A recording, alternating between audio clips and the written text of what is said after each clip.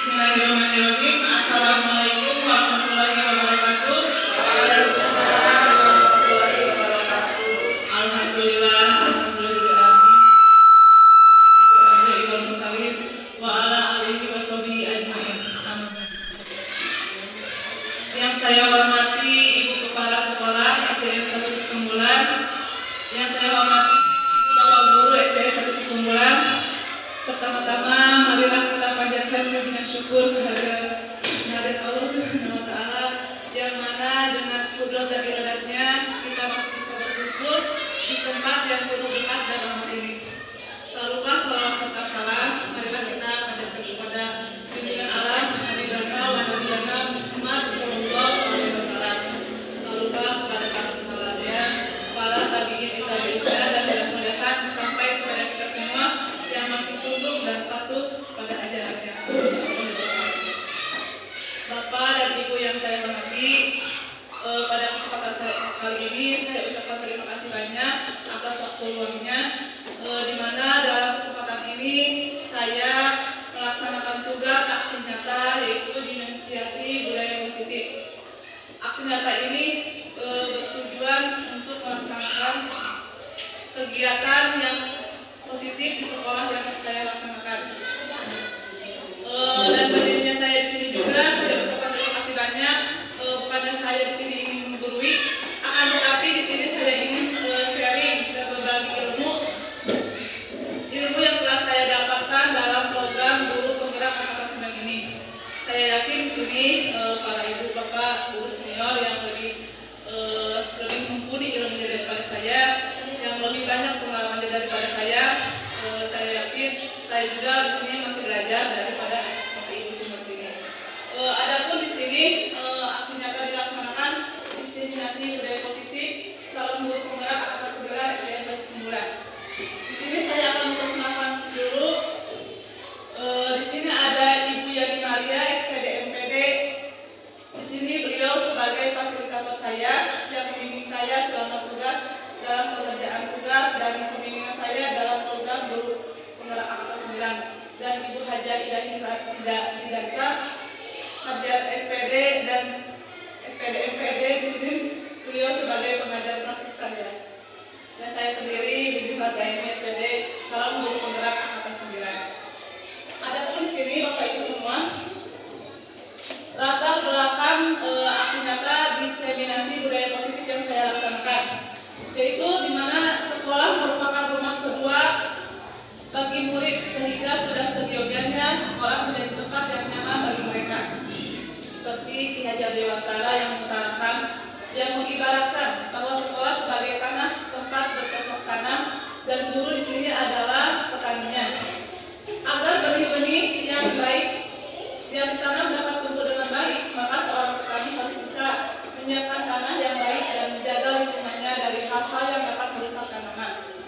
Dalam hal ini, seorang guru harus mengusahakan sekolah menjadi lingkungan yang menyenangkan, menjaga dan melindungi murid dari hal-hal yang tidak baik, sehingga tercipta iklim pembelajaran yang positif di lingkungan sekolah. Dalam hal itu, di sini bisa menciptakan lingkungan belajar yang positif. Perlu dilakukan pembiasaan-pembiasaan yang dapat mengiring siswa dalam pemenuhan keyakinan akan nilai-nilai kebajikan. Kemudian nilai-nilai kebajikan yang saat ini dicapai dalam kurikulum adalah karakter profil pelajar Pancasila. Dengan membentuk budaya positif di sekolah, diharapkan dapat membentuk karakter profil pelajar Pancasila dalam diri siswa. Di sini juga guru berperan sebagai motivator dan inspirator dalam 3 menumbuhkan budaya positif, sehingga nantinya guru akan menjadi ingatso singkulada atau di depan memberi suri tauladan atau contoh yang baik bagi para peserta didiknya, dan menjadi agen transformasi dalam perubahan. Dalam menciptakan budaya positif, guru tentunya harus bekerja sama atau berkolaborasi dengan ekosistem sekolah. Dalam hal ini adanya kepala sekolah, rekan-rekan guru, serta juga murid yang melibatkan orang tua dan masyarakat sekitar yang ada di lingkungan sekolah. Nah, di sini adapun tujuan diseminasi budaya positif yang saya kerjakan, yang pertama adalah untuk memenuhi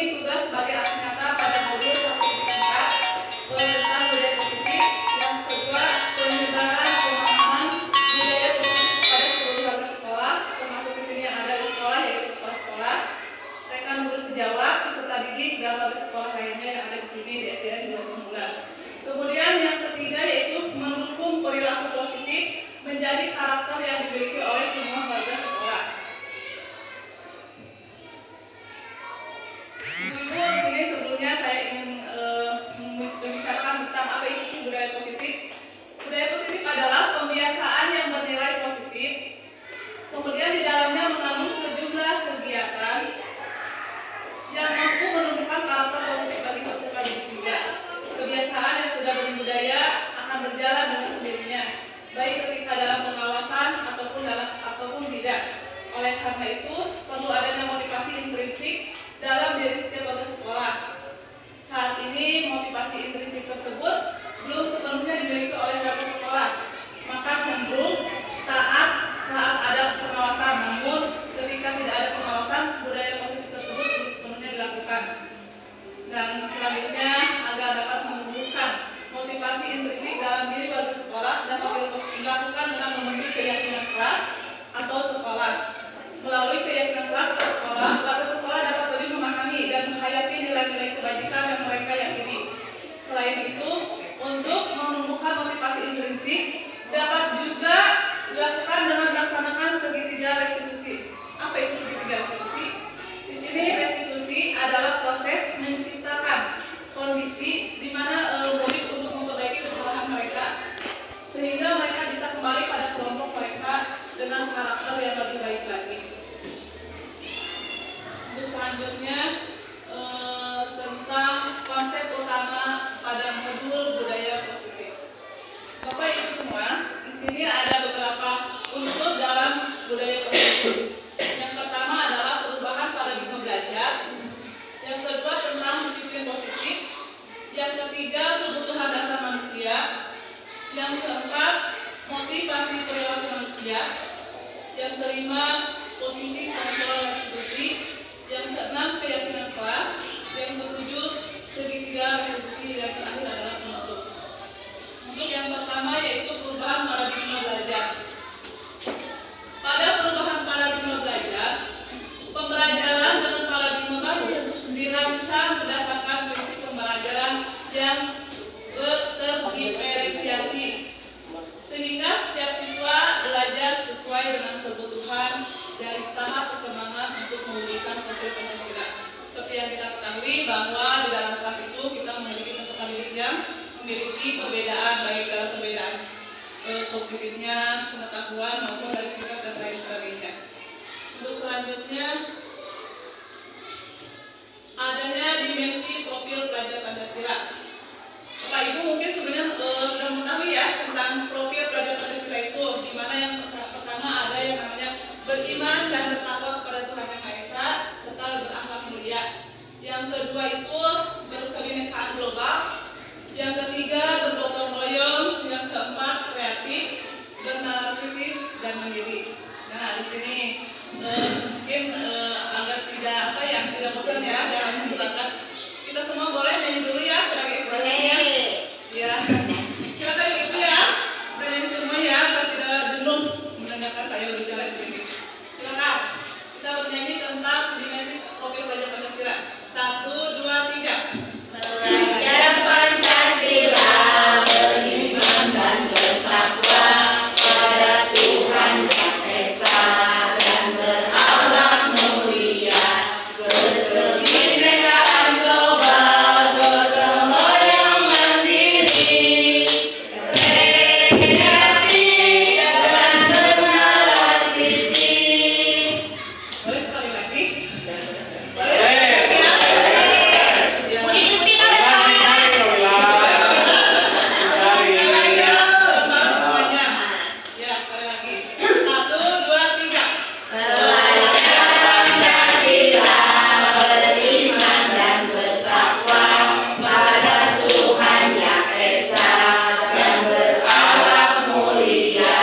Berkebinekaan global, gotong royong mandiri.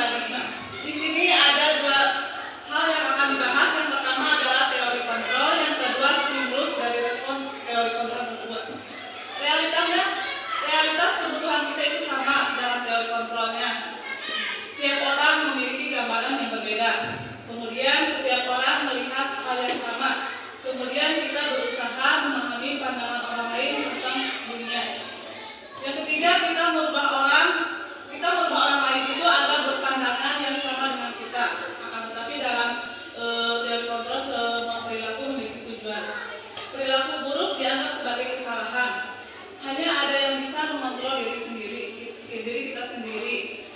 Kemudian orang lain dapat mengontrol saya. Akan tetapi dalam teori kontrolnya Anda tidak bisa mengontrol orang lain. Yang terakhir, saya bisa mengontrol orang lain. Anda tidak bisa mengontrol orang lain. Kolaborasi dalam konsensus menciptakan pilihan-pilihan serta realitas kebutuhan kita yang berbeda. Di sini kita sebagai guru atau sebagai pendidik tidak bisa mengontrol orang lain, akan tetapi kita hanya bisa mengontrol diri sendiri ya. Karena setiap orang itu mempunyai kemampuan yang berbeda-beda. Nah, di sini ada yang kemudian dalam budaya positif itu disiplin positif. Dalam budaya kita, makna kata disiplin yaitu sesuatu yang dilakukan seseorang pada orang lain untuk mendapatkan kepatuhan. Sebagai pendidik, tujuan kita adalah menciptakan siswa yang memiliki disiplin diri sehingga mereka bisa berperilaku dengan mengacu pada nilai-nilai kebajikan yang universal dan memiliki motivasi intrinsik bukan ekstrinsik.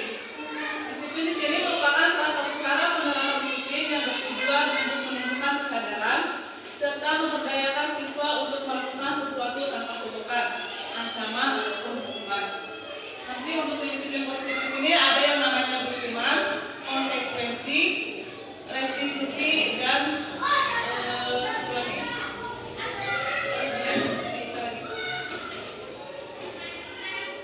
Nah, di sini menurut kajian dewasa yang mengatakan bahwa di mana ada kemerdekaan, disitulah harus ada disiplin yang kuat. Untuk disiplin itu bersifat self disiplin, yaitu kita sendiri yang mewajibkan kita dengan sekeras-kerasnya, tetapi itu sama saja. Sebab kalau kita tidak cakap melakukan self disiplin, wajiblah penguasa lain mendisiplinkan kita, dan peraturan demikian itulah harus ada dalam suasana yang berbeda. Jadi kita sebagai pendidik di sini harus bisa mendisiplinkan diri sendiri, karena ketika kita tidak bisa mendisiplinkan diri sendiri, orang lainlah yang akan melakukannya. Di sini juga ada pernyataan daripada Ki Hajar Dewantara yaitu Mardika Iku Jalwaya orang menglepasin pamreh ing uga kuat kuasa amadiri priyaya. Yaitu merdeka itu artinya tidak hanya terlepas dari perintah, akan tetapi juga cakap buat memerintah dirinya sendiri. Nah, di sini ada 5 kebutuhan dasar manusia. Yang pertama, kebutuhan survival atau kebutuhan untuk memenuhi kebutuhannya sendiri. Yang kedua, kebutuhan love and belong, kebutuhan untuk kasih sayang. Yang ketiga, kebutuhan freedom atau kebebasan. Yang keempat, kebutuhan fun atau kesenangan. Dan yang terakhir adalah kebutuhan power atau kekuatan. Ya. Yang selanjutnya di sini ada contoh kasusnya. Contoh kasus kebutuhan dasar manusia. Sini saya bacakan ya Bu ya. Ibu Windy, guru kelas 4 di SDN 2 Cikumbulan, sedang bingung menghadapi ulas salah satu murid di kelasnya yaitu Fahmi. Beberapa anak kelas 4 telah datang padanya dan mengeluhkan Fahmi yang sering kali meminta bekal makan siang mereka dengan paksa. Jika Anda menghadapi situasi seperti ini, apa yang Anda lakukan? Kemudian, menurut Anda, apa alasan Fahmi melakukan hal itu? Apabila jawaban Fahmi yang pertama, Ibu, saya mengambil makanan teman saya karena saya lapar, saya tidak dibawakan bekal oleh orang tua. Mungkin Fahmi di sini membutuhkan kebutuhan survival atau kebutuhan hidupnya. Yang keduanya ada jawaban Fahmi. Ibu, saya bosan makan dengan bekal yang dibawakan orang tua saya. Habisnya saya dibawakan mie terus menerus. Saya pengen nyobain dibawain makanan teman lain. Mungkin di sini Bapak Ibu sudah tahu ya, ini berarti ini masukkan dalam kebutuhan apa? Kesenangan. Dan yang ketiga di sini, Ibu, saya iseng aja ngambil makanan teman saya karena lucu ya ekspresi teman saat dicuri makanannya. Di sini kami ingin merasakan kebutuhan dasar yaitu kepuasan atau rasa ingin puas dia, ingin diperhatikan.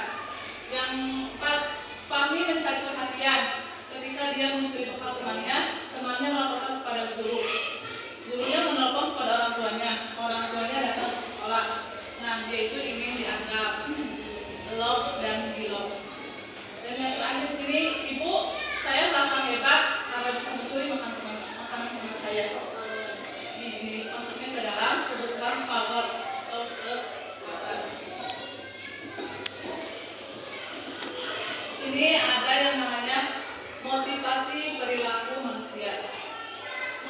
merupakan dorongan yang timbul pada diri seseorang secara sadar atau tidak sadar untuk melakukan suatu tindakan dengan tujuan tertentu.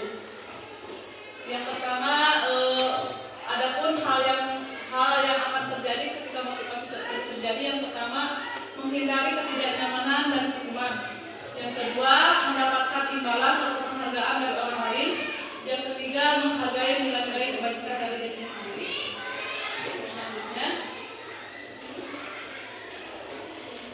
Dian dosen dalam bukunya Restriction School Discipline menyatakan ada 3 motivasi perilaku manusia. Yang pertama yang tadi, untuk menghindari ketidaknyamanan atau hukuman yang diberikan oleh seseorang.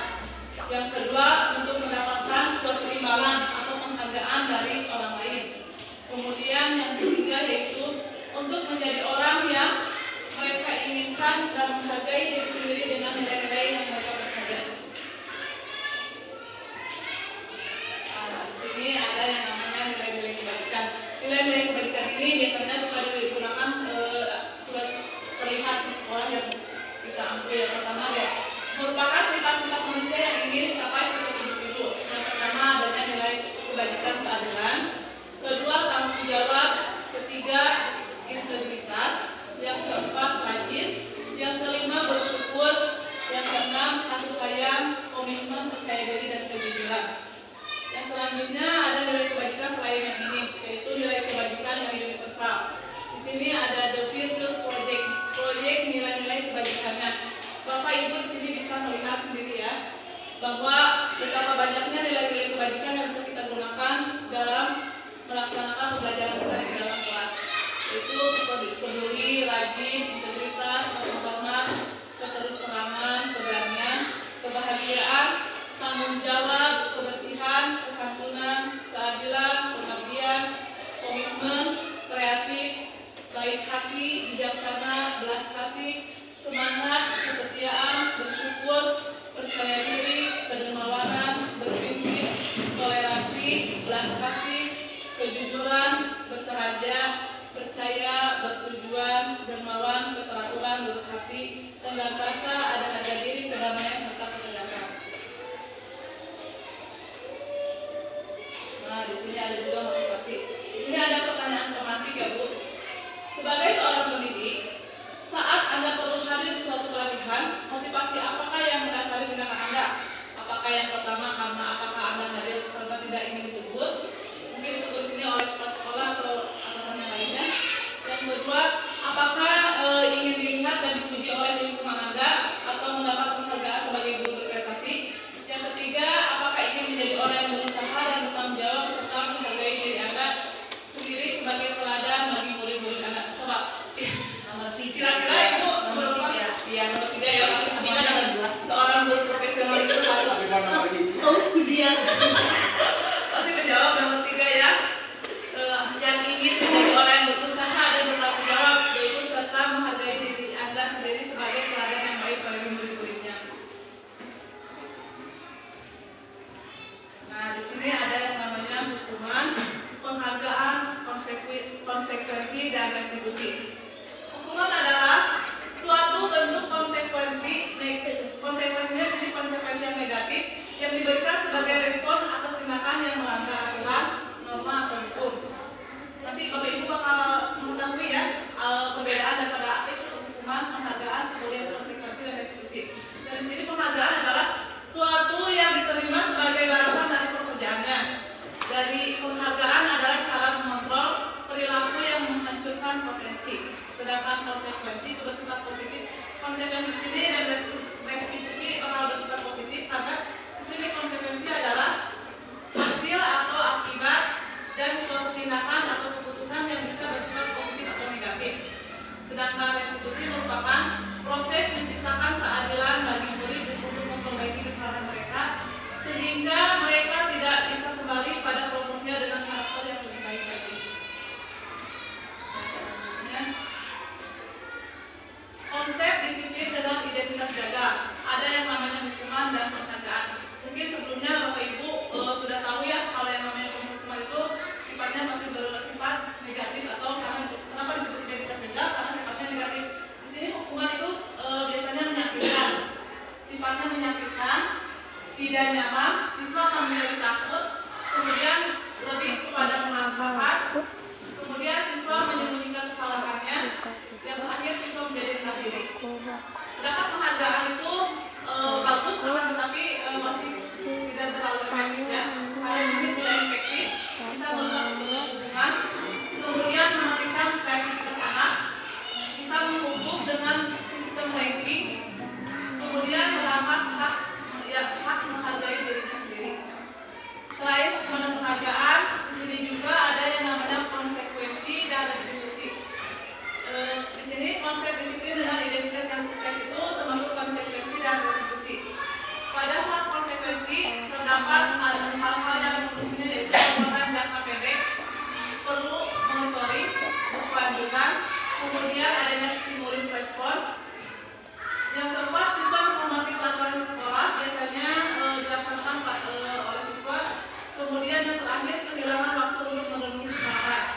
Sedangkan di sini pada hal restitusi, murid bertanggung jawab untuk perilakunya. Kemudian fokus pada pemecahan masalah jangka panjang. Siswa menghormati dirinya dan orang lain. Teori kontrolnya, dirinya bisa memegang kontrol diri sendiri. Kemudian siswa bersemangat dalam memperbaiki kesalahannya. Nah, di sini ada konsep disiplin pendekatan restitusi.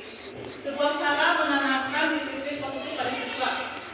Pengertian restitusi itu sendiri yaitu proses menciptakan kondisi bagi siswa untuk memperbaiki kesalahan mereka, sehingga mereka bisa kembali pada kelompok mereka dengan karakter yang lebih kuat.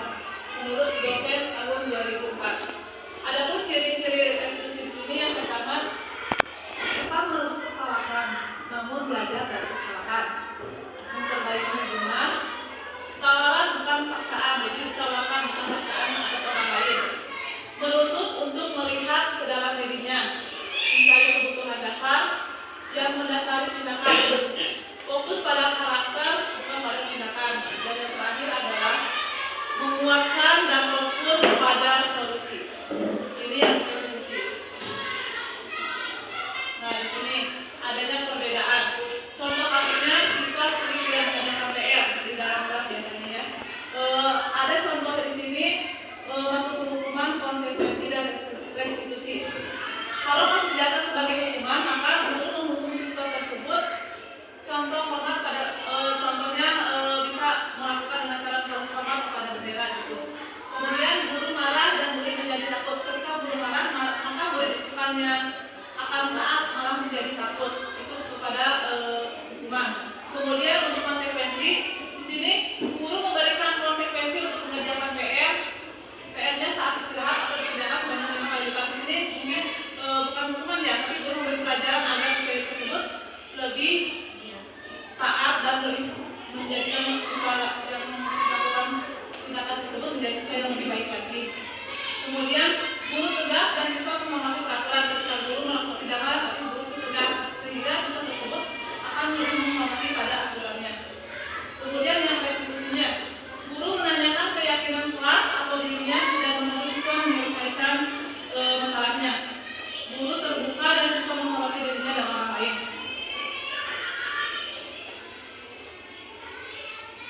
Nah, ini keyakinan kelas. Mungkin dari sini udah melakukan keyakinan kelas ya.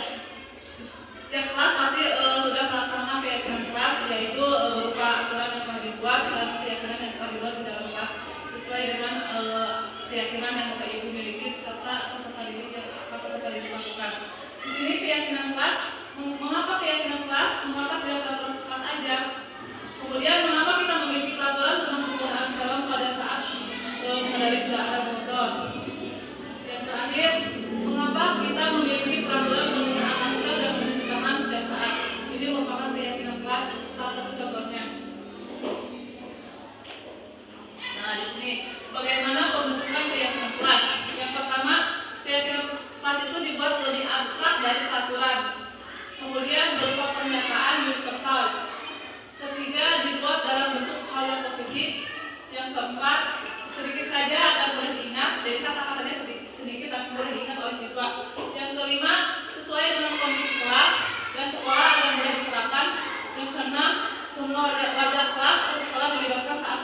Jadi keyakinan kelas ini dibuat dalam bentuk kata-kata yang positif. Yang contohnya mungkin dulu kita membuat peraturan sekolah tidak boleh membuang sampah sembarangan. Nah, dalam hal yang sekarang karena dibuatnya dalam bentuk hal yang positif, kata-katanya yang lebih universal. Jadi buanglah sampah pada tempatnya. Jadi kata tidak itu harus dihilangkan dalam keyakinan kelas. Nah, sini kegiatan membuat keyakinan kelas. Kegiatan dalam kegiatan membuat keyakinan kelas ada 3 tahapan yang dilakukan. Yang pertama, berdiskusi tentang peraturan. Di sini peserta didik dan guru akan berdiskusi dalam menentukan peraturan atau keyakinan kelas yang akan dibuat mereka. Baik itu peraturan dalam hal di kelas maupun di luar kelasnya. Kemudian yang keduanya, merumuskan peraturan menjadi keyakinan. Nah, di sini yang seperti tadi, yang tadinya mungkin anak berpendapat, banyak yang berpendapat tidak boleh membuang sampah sembarangan, tidak boleh makan di kelas, tidak boleh bertengkar di kelas dan lain sebagainya. Nah, kata tidak itu bisa diganti dengan kata-kata yang lebih universal. Contohnya tadi tidak membuang sampah sembarangan, jadi buanglah sampah pada tempatnya. Kemudian tidak boleh makan di kelas, diganti boleh menjadi makanlah pada jam istirahat, boleh. Nah, seperti itu. Kemudian nanti setelah hasil daripada diskusi tentang pembuatan keyakinan kelas, maka dari ibu bisa menempelkan pada dinding kelas tentang keyakinan kelas yang telah dibuat dan disepakati oleh bapak dan ibu serta peserta didik yang ada di kelas. Kemudian contoh keyakinan kelas. Di sini ada keyakinan kelas 1, keyakinan kelas 5, dan keyakinan kelas 7. Dalam keyakinan kelas 1 contohnya seperti ini. Setiap anggota kelas perlu belajar. Kemudian setiap anggota kelas perlu senang. Setiap anggota kelas perlu melakukan tugas. Setiap anggota kelas perlu saling menghargai. Setiap anggota kelas perlu merasa aman. Sini ada contohnya untuk keyakinan kelas 5. Selalu bersikap positif, senantiasa menjadi diri terbaik, kemudian percaya dan mengamati orang lain serta barang miliknya. Berkomitmen terhadap setiap tugas, kemudian senantiasa untuk membantu. Adapun keyakinan kelas 7 itu mungkin kelas SMP ya.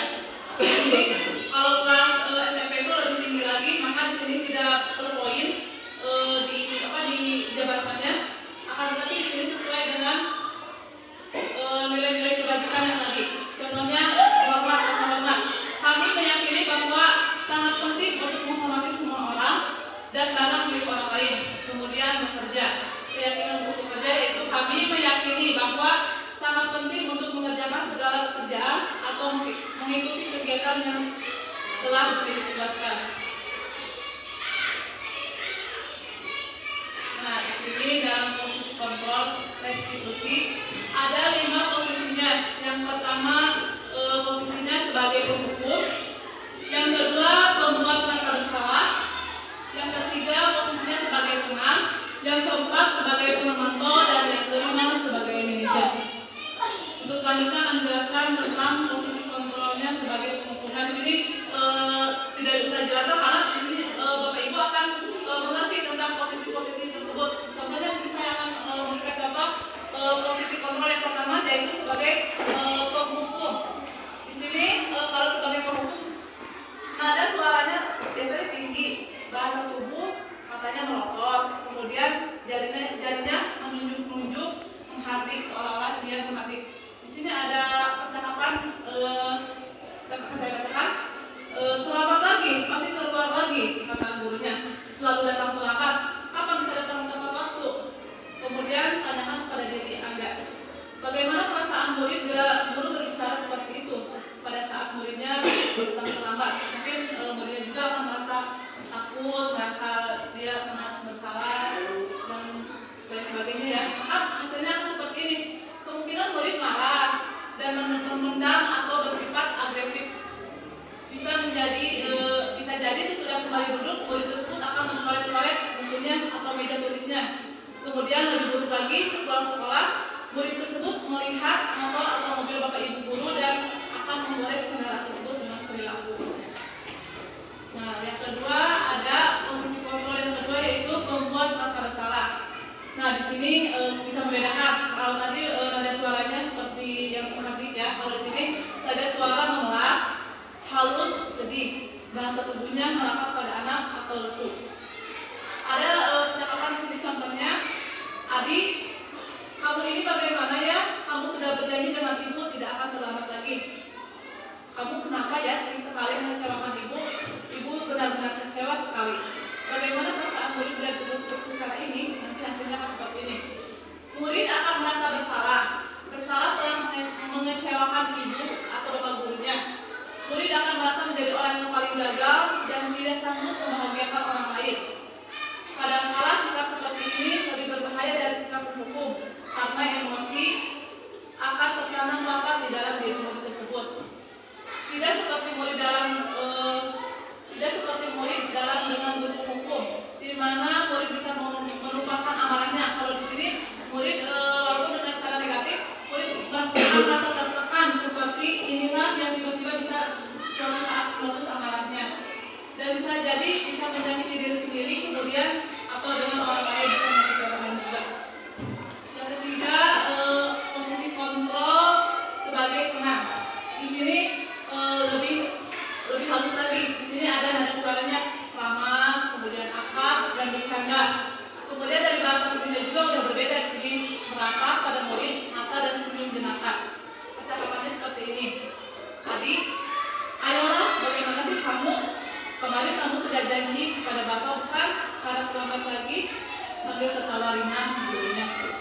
Ya, sudah tidak apa-apa. Duduk sana, nanti Pak Guru bantu kamu ini. Nanti Bapak Guru bantu kamu ini. Sambil senyum-senyum sedikit ya. Nah, bagaimana perasaan murid dengan sikap guru yang seperti ini? Maka hasilnya akan seperti ini. Murid akan merasa senang dan akrab dengan guru ini, karena ini termasuk dampak yang positif. Hanya saja di sisi negatif murid menjadi tergantung pada guru tersebut. Bila ada masalah, dia merasa bisa mengandalkan guru tersebut untuk membantunya. Akibat lain dari posisi teman, Adik hanya berbuat sesuatu bila yang menyuruh adalah guru tersebut, dan belum tentu berlaku dengan sama dengan guru atau orang lain. Seperti kalau gurunya wali kelasnya aja gitu, sama guru yang sering wali kelas dan jadi guru. Untuk posisi kontrol yang keempat, di sini ada posisi kontrol sebagai pemantau. Dilihat dari nada suaranya, nada suara datar, bahasa tubuh yang formal. Ada percakapan antara guru dan adik. Kata guru, Adik, tahukah kamu jam berapa kita memulai? Kata adik, tahu Pak. Kata gurunya, kamu terlambat 15 menit. Apakah kamu sudah mengerti konsekuensi yang terjadi dari terlambat? Kata adik, paham Pak, saya harus tinggal kelas pada jam istirahat nanti dan mengerjakan tugas ketinggalan saya. Kata gurunya, ya benar. Nanti pada saat jam istirahat kamu harus tinggal di kelas untuk menyelesaikan tugas yang tertinggal tadi. Saya tunggu. Bagaimana perasaan murid di dalam kelas seperti ini? Hasilnya apa? Murid memahami konsekuensi yang harus dijalankan karena telah melanggar salah satu peraturan sekolah. Guru tidak menunjukkan suatu emosi yang berlebihan, menjadi marah atau membuat merasa berbuat bersalah. Murid tetap dibuat tidak nyaman, yaitu dengan harus menghadiri kelas pada waktu jam istirahat dan mengerjakan tugas. Guru tetap harus memantau murid pada saat mengerjakan tugas di jam istirahat karena murid tidak bisa tinggal seorang diri. Ini sebagai posisi manajer ya. Nah, yang terakhir adalah posisi manajer. Di sini posisi manajer itu menurut saya posisi yang paling aman untuk kita memposisikan diri sebagai guru. Di mana di sini ada terlihat dari nada suara yang tulus, bahasa tubuh yang tidak kaku, serta menohak ke murid. Antara percakapan adik dan gurunya. Kata gurunya, Adik, apakah kamu mengetahui jam berapa sekolah dimulai? Kata adik, tahu Pak, jam 7. Guru, ya, jadi kamu terlambat. Kira-kira bagaimana kamu akan memperbaiki kesalahan ini?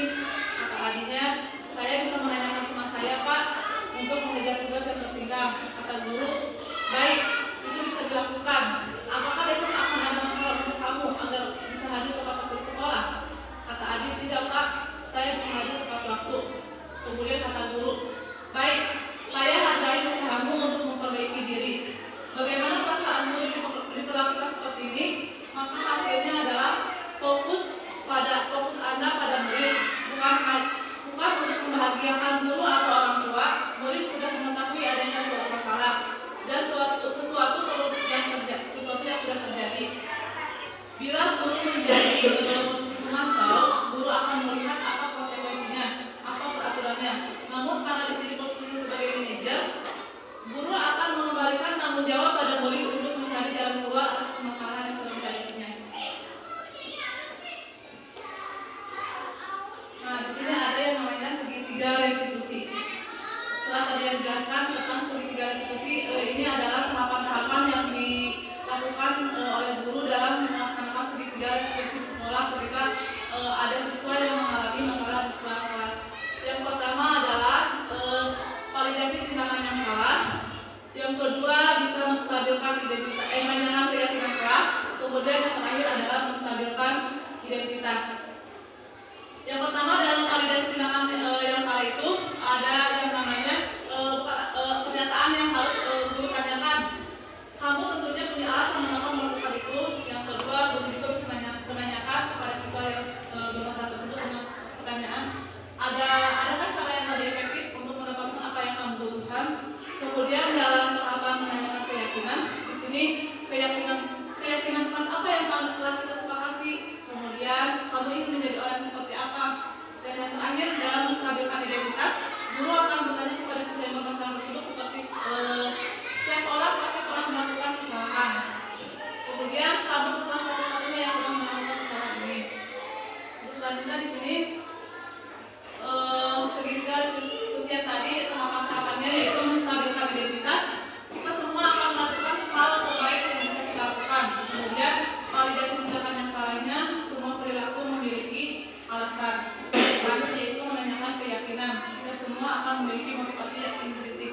Di sini ada kasus yang tentang segitiga diskusi. Contoh kasusnya, Anto dan Dino sedang bermain bersama di lapangan basket dan tiba-tiba terlihat dalam sebuah pertengkaran adu mulut. Dino pun menjadi emosi dan mengadakan kontak fisik, menarik kemeja Anto dengan kasar sampai 3 kancingnya terlepas. Pada saat itu guru piket langsung memarahi mereka dan membawa mereka ke ruang kepala sekolah. Ibu Suti sebagai kepala sekolah berupaya menenangkan keduanya, terutama Dino. Dino, sepertinya kamu saat ini sedang marah sekali. Mendengar itu, Dino pun mengalir bercerita tentang kekesalan hatinya. Ibu Suti pun melanjutkan bahwa membuat kesalahan adalah hal yang manusiawi dan bahwa mempertahankan diri adalah hal yang penting. Namun meminta Dino memikirkan cara lain yang mungkin lebih efektif karena saat ini Dino berada di ruang kepala sekolah. Nah, di sini Ibu Suti melanjutkan bertanya tentang keyakinan sekolah yang telah disepakati oleh Dino dan gurunya, serta apakah Dino bersedia memperbaiki kesalahan yang telah dilakukan terhadap Anto. Dino pun akhirnya perlahan mengangguk. Kemudian Ibu Suti balik bertanya kepada Anto, hal apa saja yang bisa dilakukan Dino untuk memperbaiki kesalahannya? Kata Anto menjawab, saya perlu kaca saya diperbaiki, Bu. Ibu saya akan sangat marah kalau melihat kancing baju saya sampai seperti 3 kancing begini.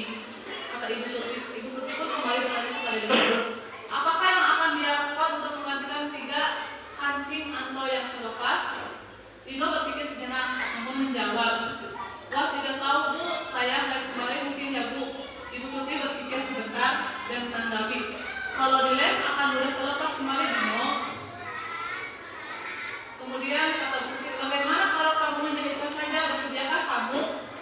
Kata Dino tampak ragu-ragu dan menganggap menjahit. Karena saya tahu bagaimana menjahit, Bu. Ibu Suti meneruskan, apakah kamu bersedia belajar menjahit? Dino berpikir sejenak memandang pada kemeja Anto dan menanggapinya. Yang mengajari saya siapa, Bu? Dengan cepat Ibu Suti menjawab, Pak Irfan, guru tata busana. Dino kembali diam sejenak memandang kemeja Anto yang tanpa kancing. Akhirnya Dino mengangguk tanda menyetujui dan sepanjang siang itu Dino belajar menjahit dan memperbaiki kemeja Anto. Terakhir kali terlihat kedua anak laki-laki tersebut, Dino dan Anto pada jam sekolah mereka sudah bersama dan berngobrol kembali. Jadi dalam hal ini semasih seorang guru itu bisa menyelesaikan masalah anak dari sekolah, maka selesaikan di sekolah, jangan sampai anak tersebut membawanya ke rumah. Sehingga kalau membawa masalah ke rumah